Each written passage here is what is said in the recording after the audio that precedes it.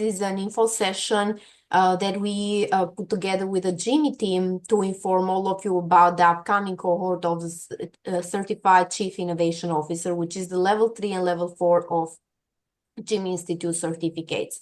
We would like to give a brief of what we want to share to you today. But first of all, it will be me.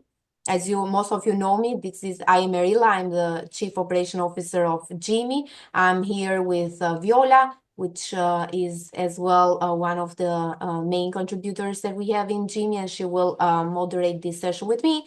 And Hitendra, which is will be one of the lecturers and is one of the main instructors of Jimmy, and as well the founder of Jimmy. Okay, so let me remove the spotlight at the moment. And let me show you what's the agenda for today. You see the screen, right? Give me a thumbs up. Yes, we're able to see it. Perfect.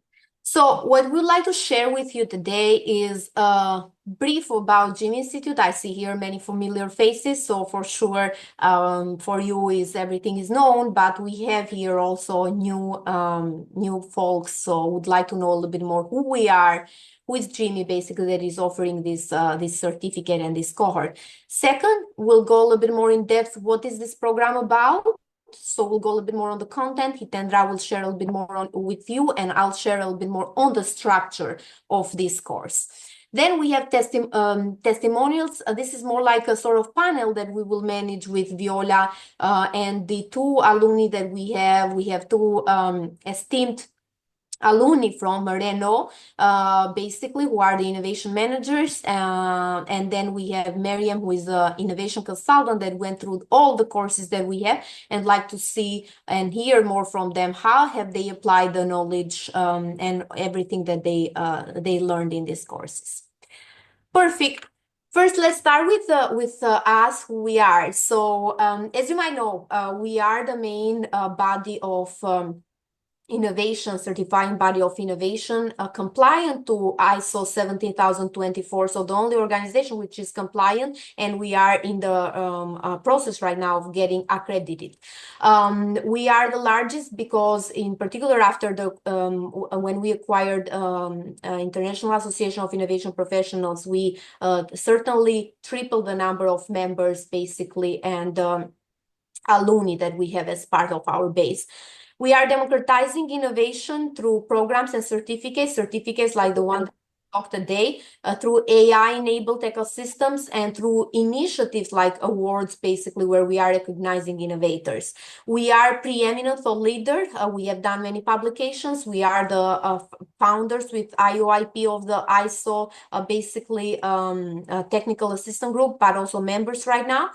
We have founded several centers of excellence on different trends, cutting-edge trends, and we have a large network of partners, 32 partners around the world who own the license of Jimmy and are representing us, and a large base of members of 18,000 members. This is basically some of the books that we have published throughout the years. Our books around future foresight, books around innovation standards and methodology, and of course some government innovation frameworks that we have helped different governments like Dubai, Brazil, Singapore, and other governments. We have helped to build their innovation management frameworks. We are basically the sponsors of the International Journal of Innovation and Science, published in Emerald and with a great impact factor 4.5, which is always increasing, and we are very happy that we are progressing also in this.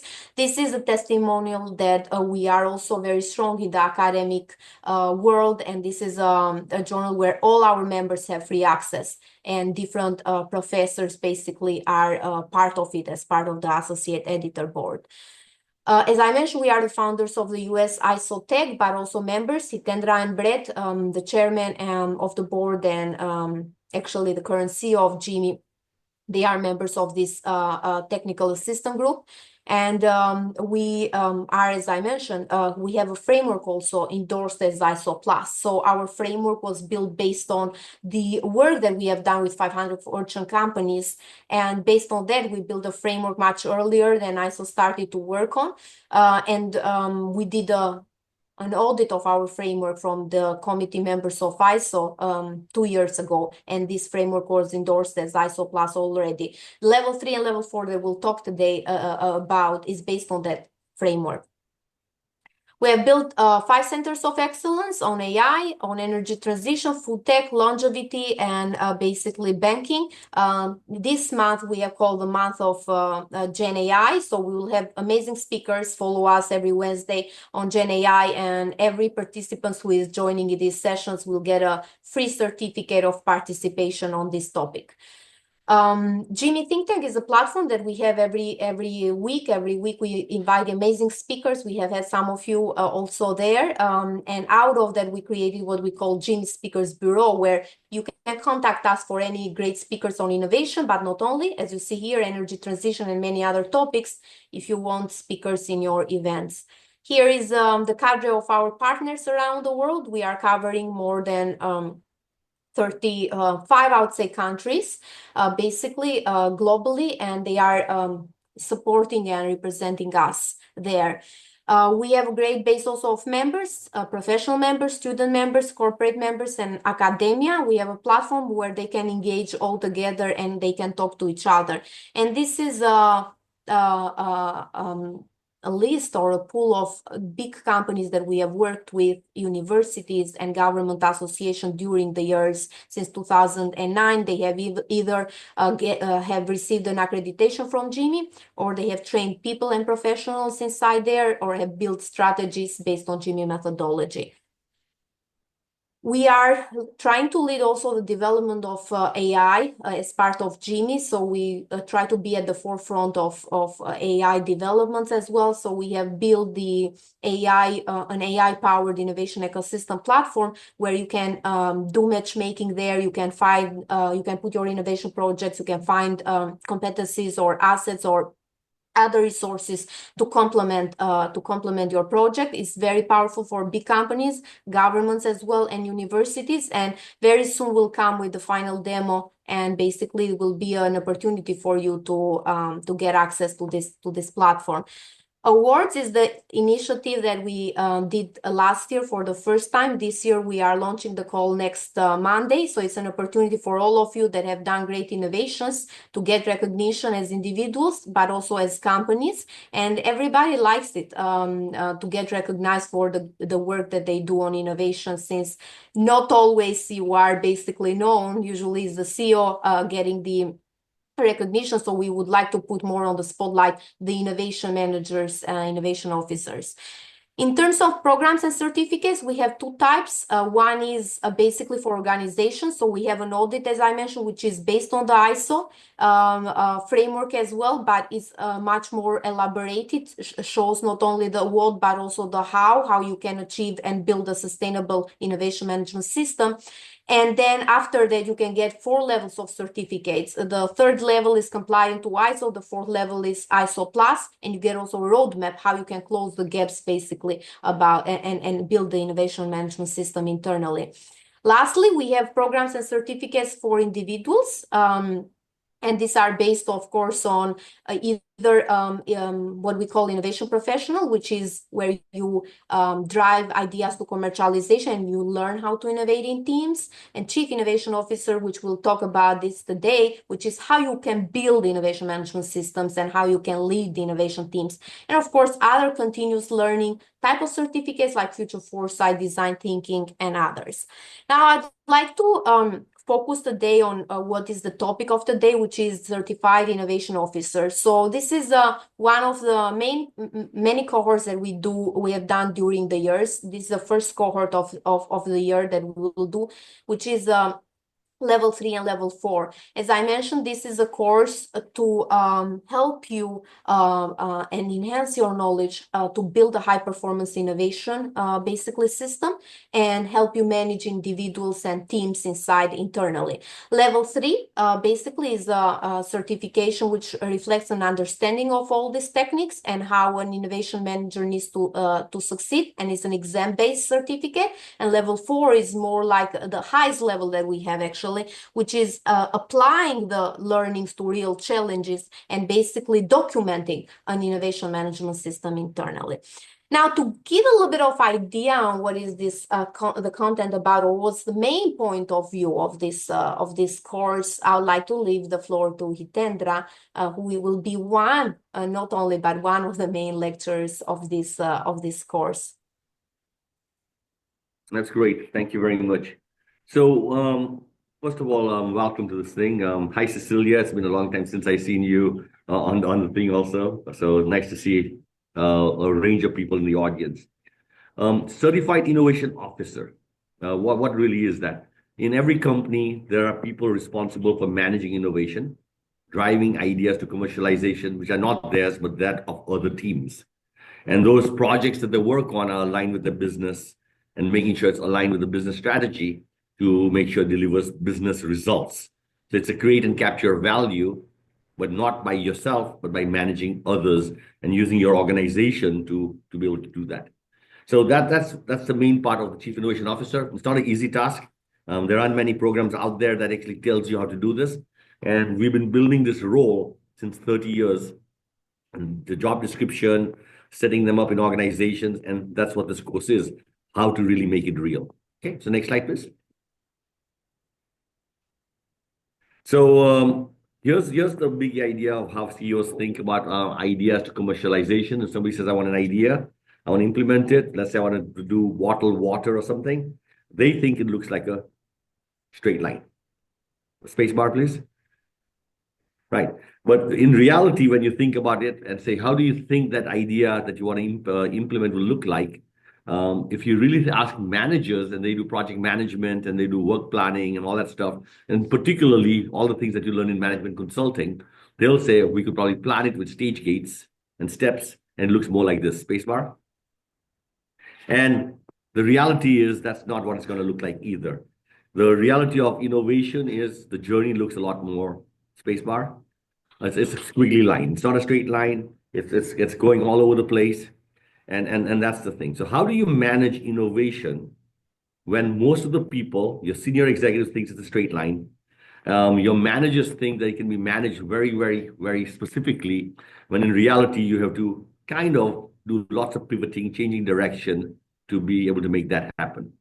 And that's the challenge. Ideas are easy. Implementation can get started, but capturing value is almost very difficult. Okay, so next slide. So the starting point of all innovation for you guys, as you think about it, is all businesses are going to grow, and they grow at a certain rate. But eventually that revenue actually slows down. That revenue slows down, though, however, the expectation, spacebar, remains much greater than what the business growth is. Expectation is driven by Wall Street. Expectation is driven by your shareholders. Expectation is driven by many people. And so that gap is the first issue that you got to deal with. How big is that gap? And that gap often is unknown because it's some things about the future, and the expectation overtakes what you can do with what you know today. That gap is what you do with innovation. You fill the gap with projects, innovation projects that generate new revenue, new value to be able to close the gap.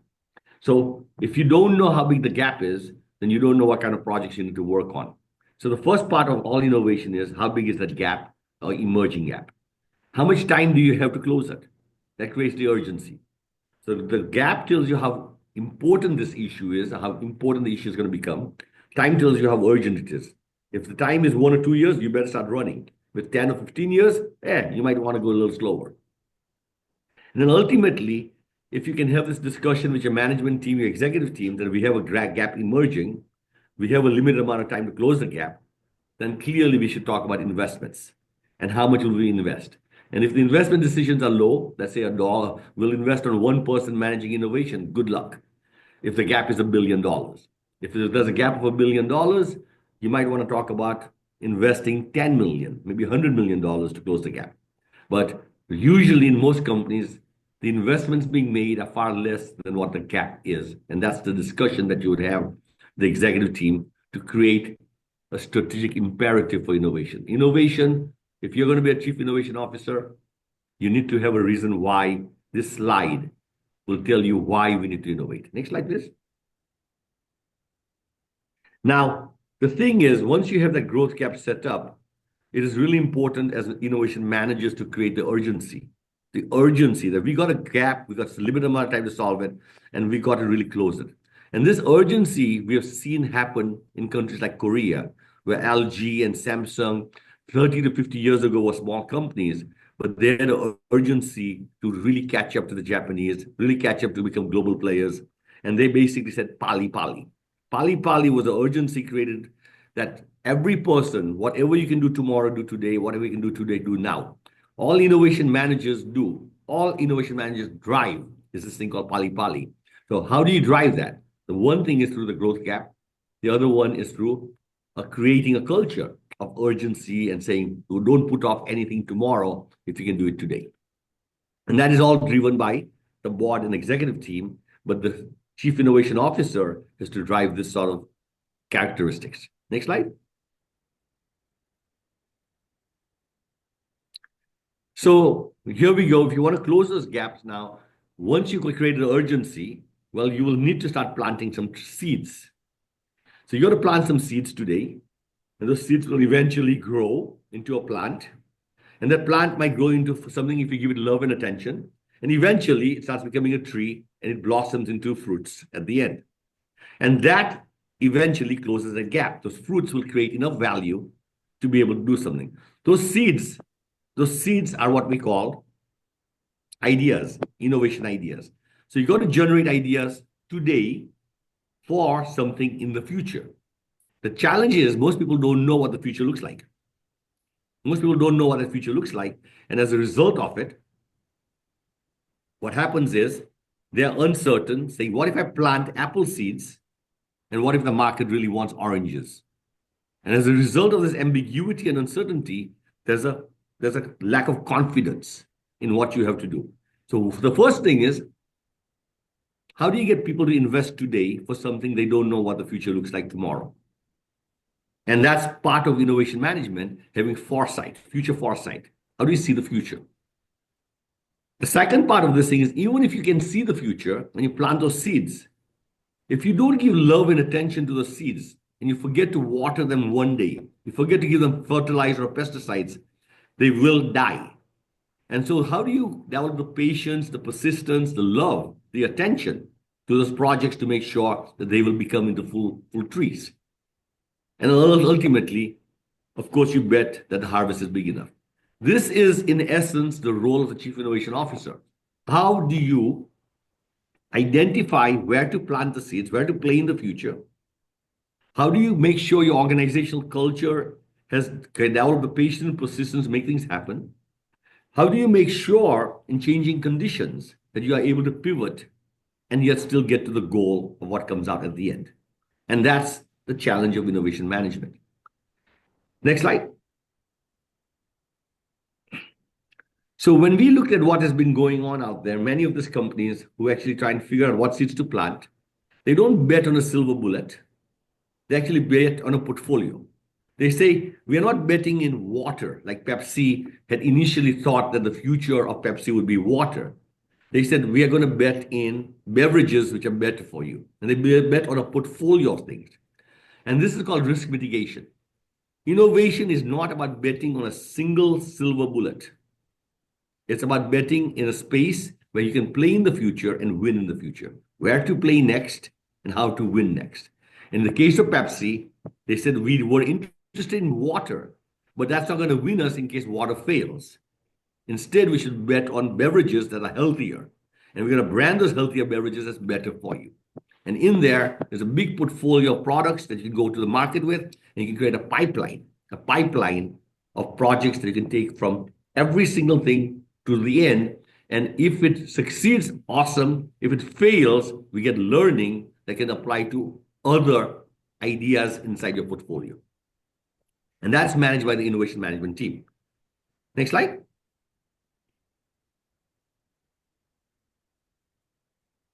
Now, if you have come up with the ideas that you want to execute, then we talk about that execution.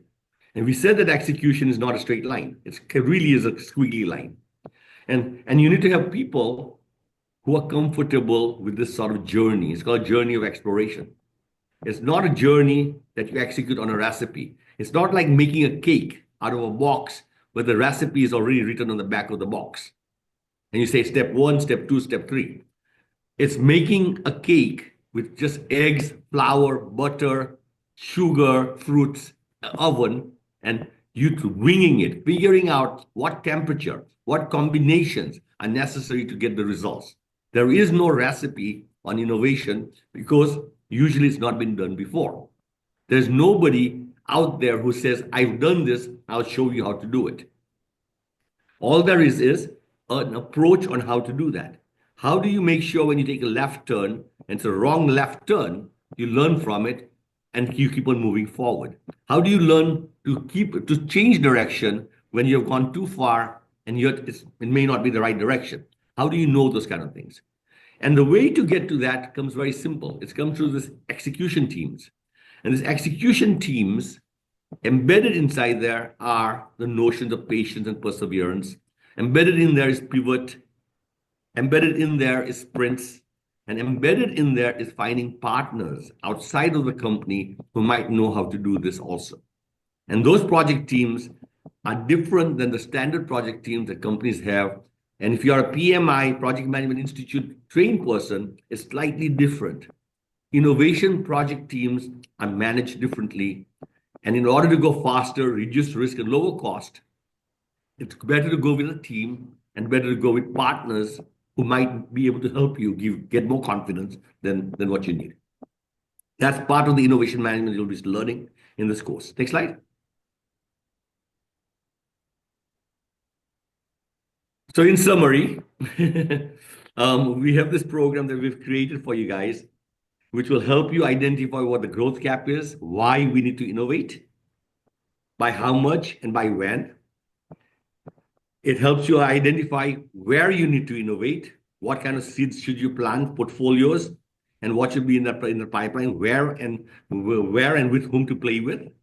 And ultimately, it helps you to execute these projects from ideas to commercialization by thinking about what are the metrics, what are the processes, what are the resources to be able to accomplish those kind of things. So I think I'm going to stop here. I'm not sure if I'm saying anything more, but want to welcome you to this course if you guys are signing up for it.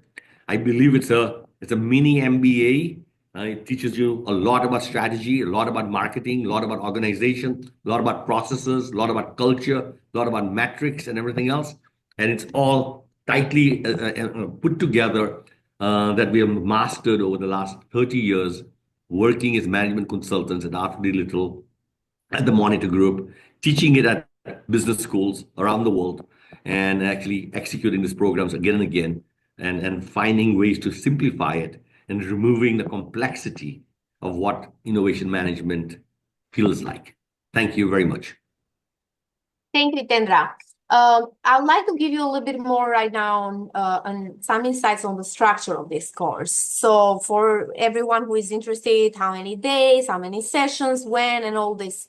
We will run 9 sessions. Actually, we added 1 session this year because we added an important component like ISO 56001 and performance, which we are tackling as part of the framework. So in general, will be 9 sessions starting from February 4th and will be 2 days per week, Tuesday and Thursday from 8 a.m. to 11 a.m. EST time. I know sometimes this time will be challenging and it's very difficult since these cohorts are very international. So we have people from Australia, US, Europe, Asia, Africa. So it's a bit difficult to find what's the best timing to fit to everybody. So it might be a bit challenging for everyone, but we have seen, and we have here, for example, witnesses like Antoine from Australia. So he was doing this course sometimes at midnight, but apparently he made it through it. Of course, we have all the as part of the course, we will have all the recordings. So for any of you who might miss,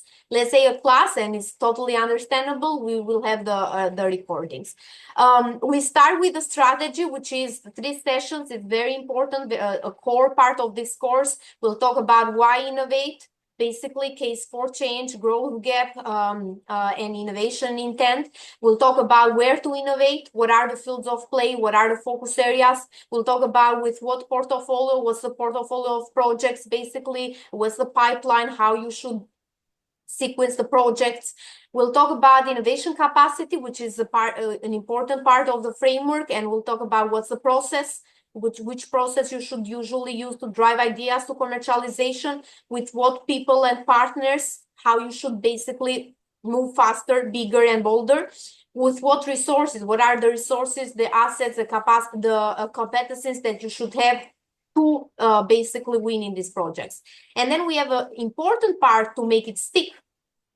To make the innovation management system stick, you need discipline.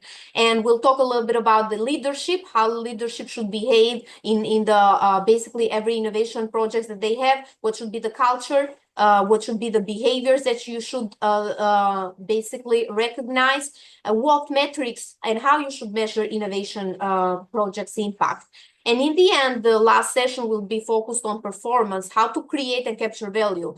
It's not important just building an innovation management system, but what's important is the performance of what you get out of that. So how you can measure this value, and this is the most important part, usually one of the main topics questions we have also in the webinars is really how you measure the value of innovation management system, and how you really justify this to the top management. So we'll talk a little bit about that as well. And in the end, we'll talk also a little bit about the ISO 56001. We will show you the comparison of the Jimmy, how Jimmy framework really stands and is benchmarked with the ISO framework. What do we have, and why basically we have some components that we are trying to teach to the chief innovation officers, some components which are a little bit more advanced on how you can make it basically work, and how you can make it sustainable as a capability inside your organization. In general, the course will have basically, we call it learn how to do. So you will have content, there is a book, there are many reading materials which are part of the learning management system. There is a learning management system which will store also all the recordings of the master classes. And during the master classes, we do lots of exercises. We use breakout rooms, we use groups, we use Google Sheets, and we have several softwares that we use to help the participants to work with each other and learn more and share ideas. An important component of this course is not just what we share in terms of the content, but it's is the peers sharing knowledge with each other. This is a course which has a lot of executives, innovation managers, people with lots of experience on innovation. So they have done many things, and they are doers. So they will share a lot also with each other and the peers. So you will learn a lot also from each of you, not only from the mentors or from the lecturers. In terms of the process, there is 2 steps to get the certified Chief Innovation Officer certificate. It's the level 3 and it's the level 4. Of course, the level 4 we have put optional because some would like to do level 3 only to get the theory and it's done, and they don't have the bandwidth to do the level 4, or they want to do the level 4 later. It's okay. Level 3 is called Certified Innovation Manager. And after 1 month of doing these master classes, you have to go through an exam. If you pass the exam, you get the certificate. Then if you want to pursue the level 4, you submit basically the idea of the project for the level 4, which usually is an innovation management system you can do internally. You build a team internally in your organization. Usually, we have also the option for the ones who will be part of the cohort to build a team. Also, if you don't have a specific project, how you can document building a team inside the cohort, creating a work plan, and will be mentoring session with some of the senior people who have mentored also innovation executives to mentor you during this journey. It's around 6 months where you can have time to do this level 4 with where you will have 6 office hours.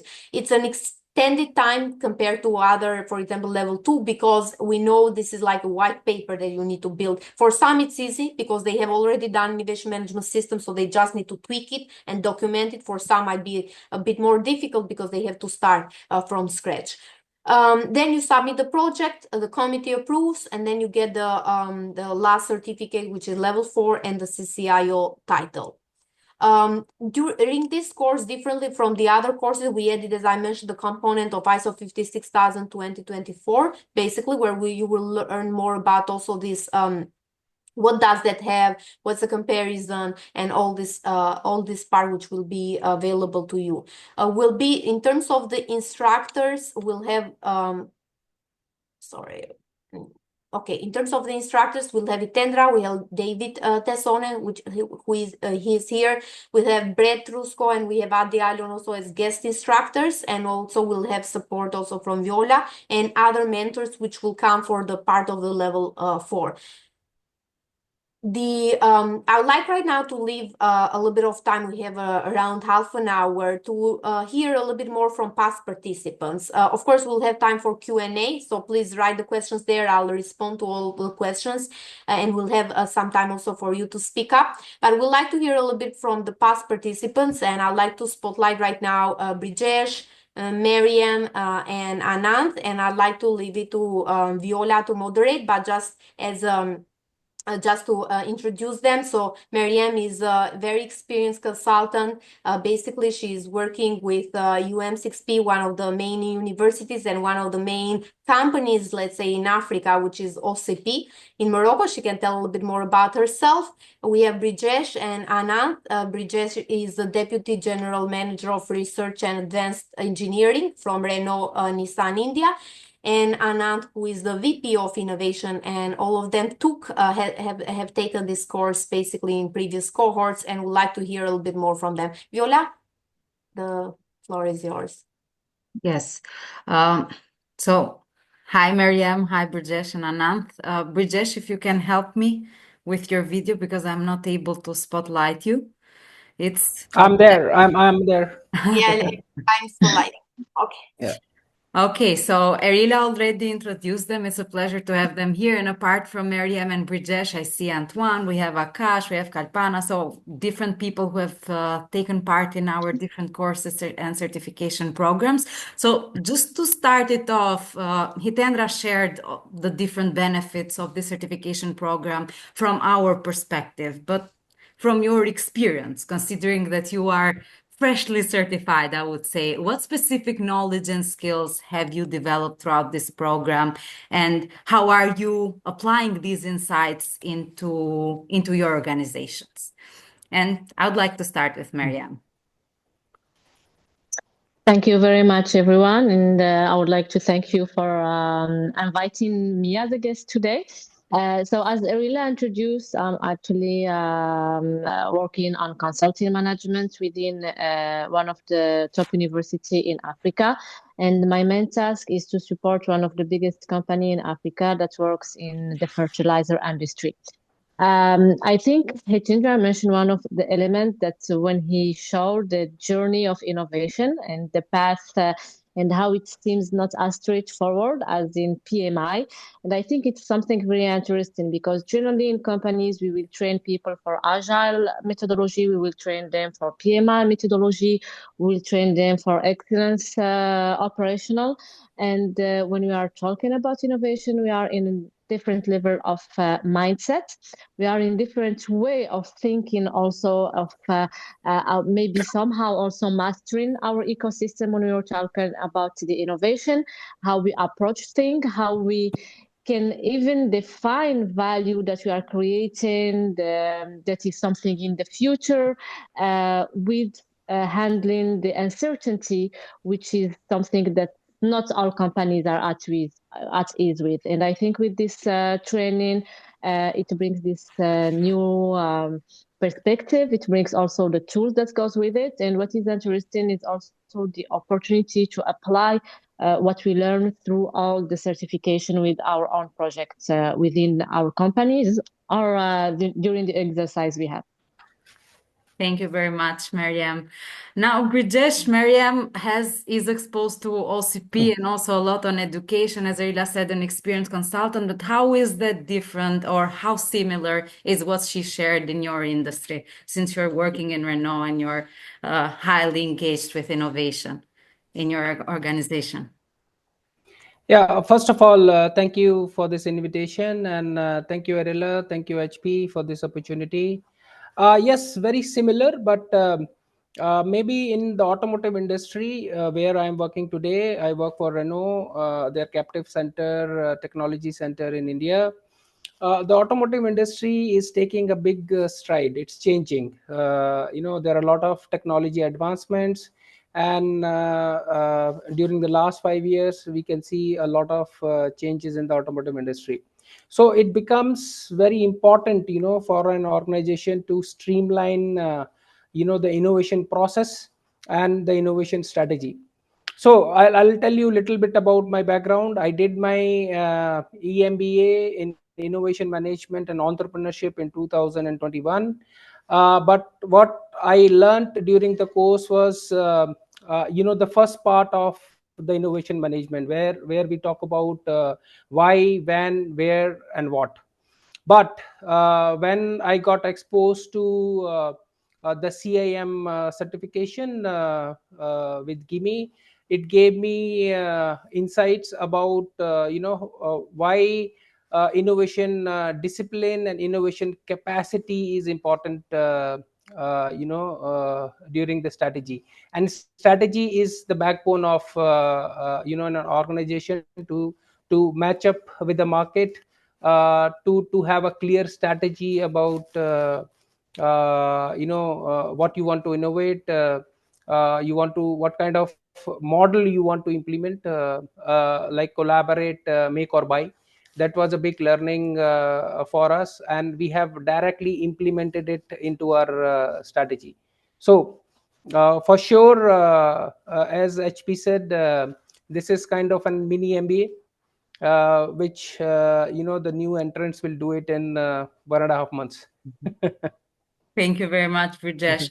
And just a question to follow up what you said.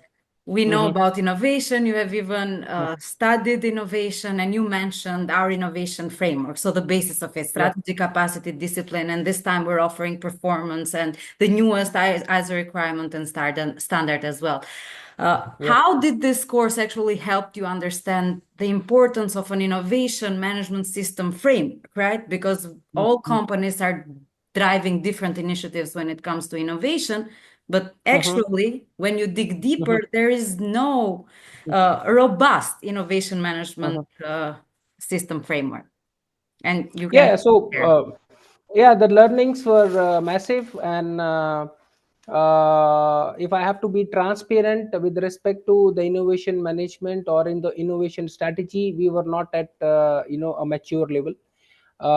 You can say we started innovation activities in our organization in 2018, and the system was not aligned with the vision and mission, and there were gaps. So there was a struggle with respect to generating new product, services, and people innovations. But this course helped us to define a right strategy, where we have 3 levels. We define what to innovate, where to innovate, what to innovate, and how to innovate with the right resources and with the right partners. So that part of learning we have directly implemented with our collaboration strategy with startups, with academia, and with our tier 1 suppliers. So it was a huge learning, and we were able to implement it straight away. Thank you, Brijesh. Maria, if you'd like to add something. You are muted. Sorry, thank you. I think a lot of it has been said. If I was about to add something, and that is very enriching regarding the experience with Jimmy, is it brings people who are in different region with different fields of experience, and also who are already facing challenges tackling their innovation within their program. And I think that is something different than when we are in class, being all full dedicated to either is it MBA program or specialized master or something like that. The fact that we are facing the same issue during our day-to-day job helps, to be honestly, on that part. Because it is, and we can share also our learning history from different perspectives, from different companies and from different organizations. In terms of the fact that we say that there is no specific innovation management system, I think one of the elements that training helped me to is to be okay with it. It's part of, we don't know the future, and we might not have specific framework, but we have the discipline, and it's through the discipline that we get through, and through the right tools and the right, I would say, framework to assess, and that's what the training brings with it. And innovation is also to be at ease with uncertainty and to live with it and to know how to navigate it. And it's part of the positive point of the training for me. Thank you. Thank you for sharing that.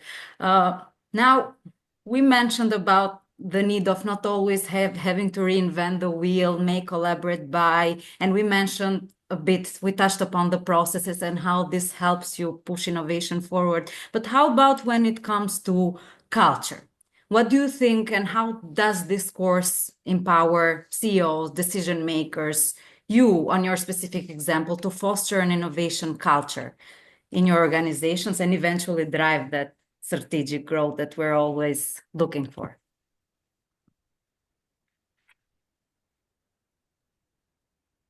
That is a really good point. Actually, I work for an organization that invests a lot in the culture, in the change, in how we can adapt to our work.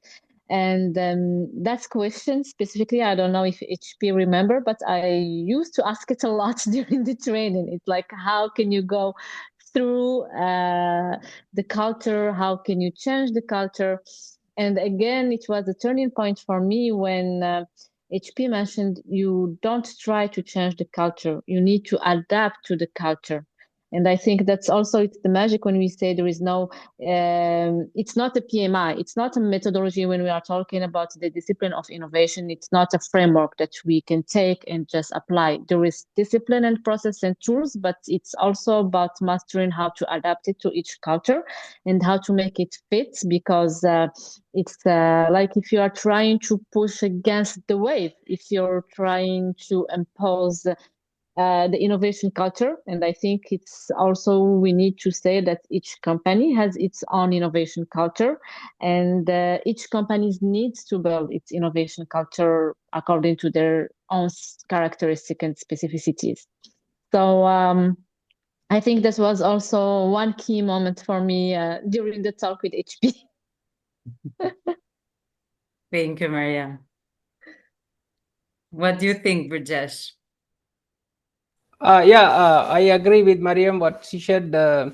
Culture is an important part of innovation management and fostering innovation in an organization. And in one of the class, HP said you cannot just remove people and bring in new creative people to create a culture. You have to adapt. You have to bring in new tools. You have to set up a strategy, working with the people, initiate creative activities and align with the company goals.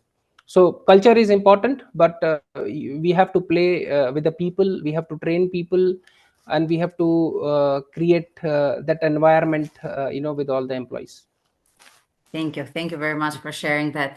And now, just for the purpose of leaving also time for the Q&A, what is one advice or one key thing that you would share with prospective participants? So how should they prepare so that they get the most out of this course, considering your experience?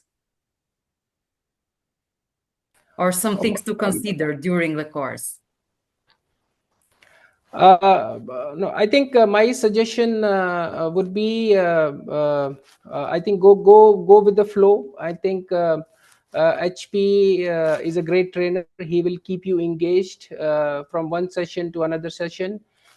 We never faced any problem in leapfrogging, from one session to another session, because he has a good practice of covering, the session one and session two, session one in session two and session two in session three. So during your 8 sessions or 9 sessions, you will be fully engaged. And the best part of the certification is the interesting examples which HP and the team will share with you. Thank you, Brijesh. Mariam?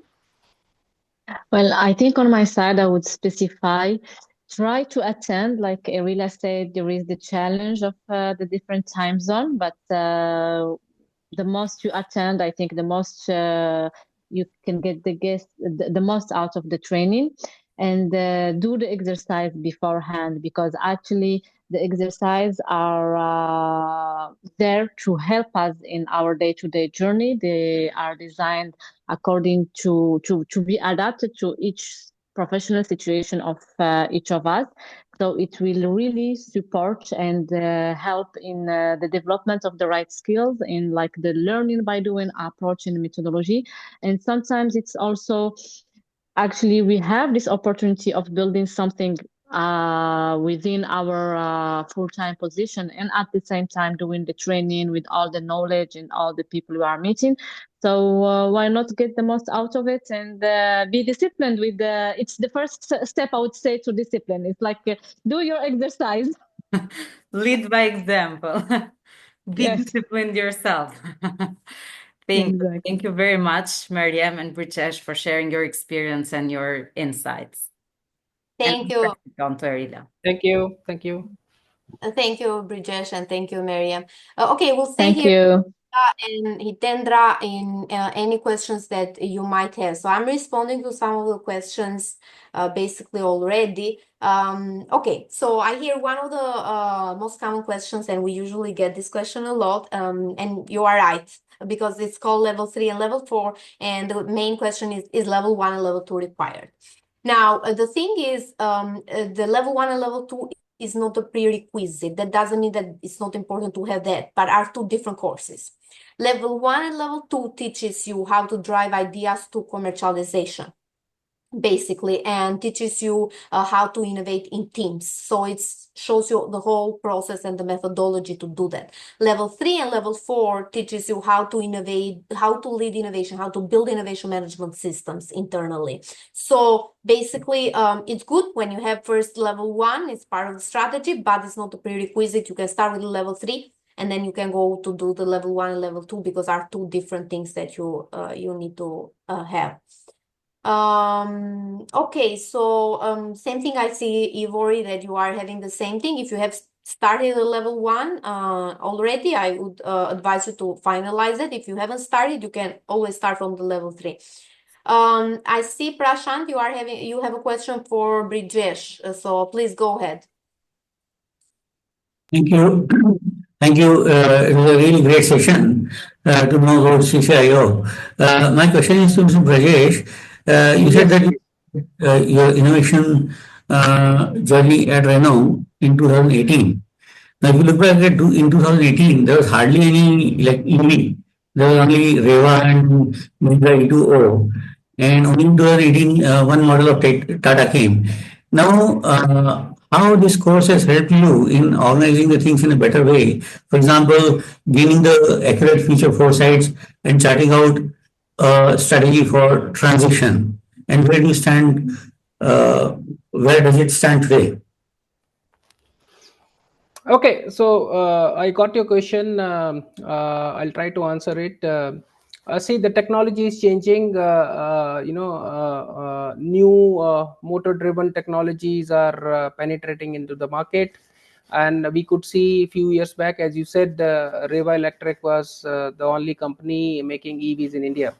How this innovation management system helped us was to do a good benchmarking of the industry, to have the right partners which can help us collaborate and bring down the speed of to speed up the innovation and bring down time to market.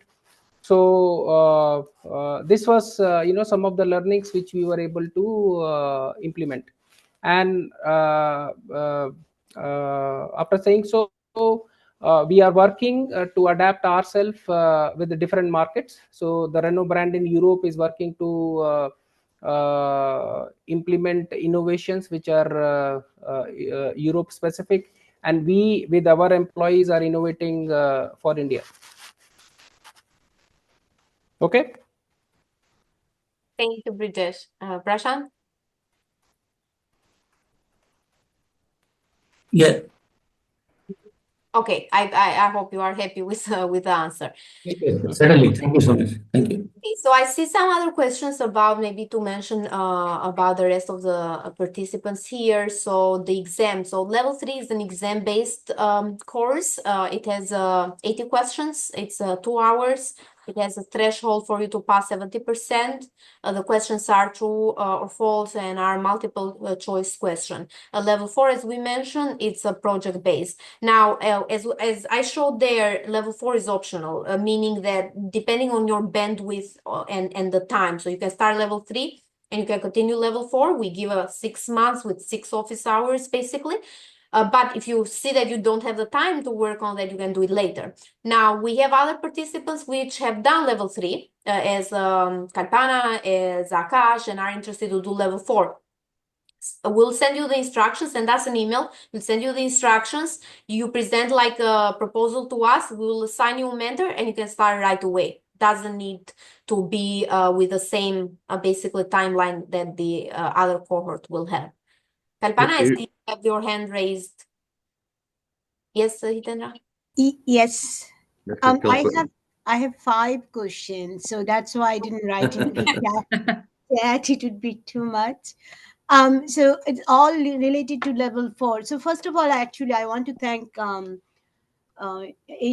and Erila and Vala and everyone else who actually did the level 3. It was an awesome experience. Really learned, and I want to emphasize also, though I don't want to take the time for that, but I just couldn't resist myself to speak about it. I totally agree with Brijesh and Miriam about the culture, unwritten rules. It is an awesome experience learning from HP on the culture.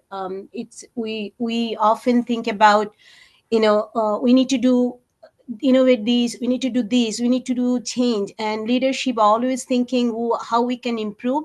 But when HP explains that unwritten rules, and many people often forget that the unwritten rules, which is actually embedded inside the culture. So which is a great learning from HP. Thank you. So my questions, number 1 is started with the application. So if I apply for that, the next comes is that the question came in that the project has to be actual related to product or process or business model, or it could be any of those new that will create value. Yeah. One second. The project normally in this case should be about building an innovation management system, basically, mostly because you have to apply what you learned there, right? So it might be doing for your own company, might be doing for a client that you have. Kalpana says you are also a consultant. For an organization, and you build that project, there are two cases, okay? There are people like Brijesh, which are already, for example, innovation managers, and they already have something in place. They have an innovation management system, but they are all the time tweaking it and making it more sustainable. So in that case, is showing, documenting all this process, lessons learned, how they are moving from one version to the other, and all this kind of stuff, the impact and all. Now, there are cases that you don't have something like that. you have to start from scratch. So that's why we give a certain amount of time. So it gives you, and you put a plan together, what you are going to do, and we check the milestones basically every month with you. That's why we have this 6 office hours. But again, in your case, since your company is small, you can do it also for a client. So it's okay to do for that. I don't know, Hitendra, if you have any other idea or insight here. Yeah, Okay, thank you so much. just for everybody, the design of the course is an innovation management system. How do you build innovation management system? And in that system, you need to have a clear strategy. You need to have the capacity to do innovation, and you got to have the discipline to finish what you start. Those are 3 pillars of an innovation management system. Now, how do you master it? How do you master it? Well, you can get the knowledge. That's kind of reading a book. You can talk about it, and you can sound pretty smart. But let me assure you, Brijesh and Prasant and anybody else over here who's done it, they'll realize that to make innovation real is very hard in a big company. Very hard. And so now what we want you to do is do a project. And that's what level 4 is. And that project gives you the experience of what the theory was and the examples we gave you and all that. And then you actually experience it. And you say, oh my God, even what I learned wasn't exactly what I thought it was going to be. Because you have to be flexible and adjusting on the thing. And that teaches you a little bit of flexibility on the theory. The theory is not a recipe. The theory and the framework has to be fine-tuned to each organization, each culture. And that, when you realize that, is when you actually become a good innovation manager or chief innovation officer. So that's the idea. Theory with flexibility, execution with flexibility. So that's essentially what we're trying to get you to do. And once you have a few battle scars by trying to do this, that's when you have stories. And those stories are used to actually drive change in organizations. Anyway, I'll stop there. I can talk forever, as you guys all know. Thank you. Thank you, HP. I actually went ahead. Actually, my question is more on innovation management system. So once we apply that, the metrics actually jump into that product and process and business model. The ecosystem, the innovation ecosystem could be different for building new product or new, it could be different. So how do I know that the new innovation management systems that I created, applied, it would be successful unless we apply, means unless the team creates a new either product or process or service or something new, the business model that creates value. So that's why my question was to, of and course. relate to that. Is that possible to partner with another company? Because my company is small company, and I'm thinking is whether it is okay, it will be approved for partnering with another company and doing it. I think obviously results take time on any innovation management system, but the early indicators of having done it right can be there, where you can talk to the customers, you can talk to the partners, and they will say, this looks like we are moving faster, or we got better ideas, or we are working on bigger and bolder things than before. So those could be the early indicators. And I know Sorin talks about metrics as very important. So there are early indicators, there are real-time indicators, and then there are outcomes that come at the end. And we can look at all those as part of the project. Not a problem in terms of the project. It's easy to look at it and say it's a good project or not a good project. So just share with us, and we'll work with you. Great. Thank you so much. Thank you. Okay. You're welcome. Ern has a question in the chat. He's asking, is there a required size of the company where you can apply your innovation project? And normally our methodology fits all company sizes, but what would be your suggestion, HP? The reality is, and this is where ISO is struggling right now. ISO has created an innovation management system solution, but it's applicable mainly to big companies. If you were to apply ISO now to a small company and say, we're going to build everything that ISO is instructing us to do, that company will fail because it will require too much resources, too much time, and too much attention. So what you have to do is take this a complete innovation management system that we are describing to you, and then fine tune in there saying, do we really need an innovation committee? Or can the executive team, the CEO, play the role of the committee? Or, for example, decision process for selecting ideas.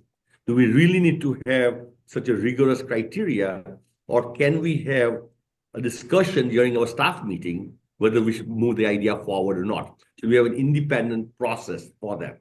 So in a smaller business, you have to kind of remove all the bureaucracy, and yet still make sure there's discipline on the process that you're doing. So you need to be thoughtful, and you need to keep on taking things out, but bureaucracy will kill innovation.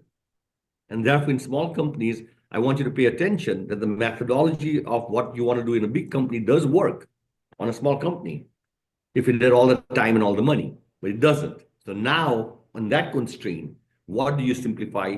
So yes, it can be applied, but you have to be thoughtful.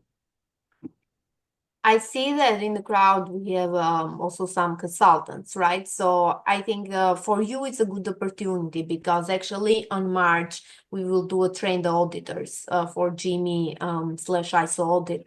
So here you will learn the basis of the theory of our framework, which will help you to learn more on the audit side, how you do the audit. So and level 3 actually is a prerequisite for our audit. So definitely there is a potential. For level 4, again, that's why we are putting optional. If you are still not clear on what company, where to apply, you can pause it for the moment and you can do it at a later stage. It's okay for the ones that are consultants and already don't have an idea right now what type of company to choose. Okay, any other question? I think we are right on time, 10 a.m. So anybody who doesn't have any question, you are free to step out. We will share this recording with all of you, and everyone who was interested will follow up on any questions that you might have about the course. But keep in mind, we start on February 4th, basically, and we'll probably finish the applications at the end of January. Thank you very much, everyone. Thank you, everyone. Bye. Thank you, everyone. Bye. Have a nice morning. Thank you.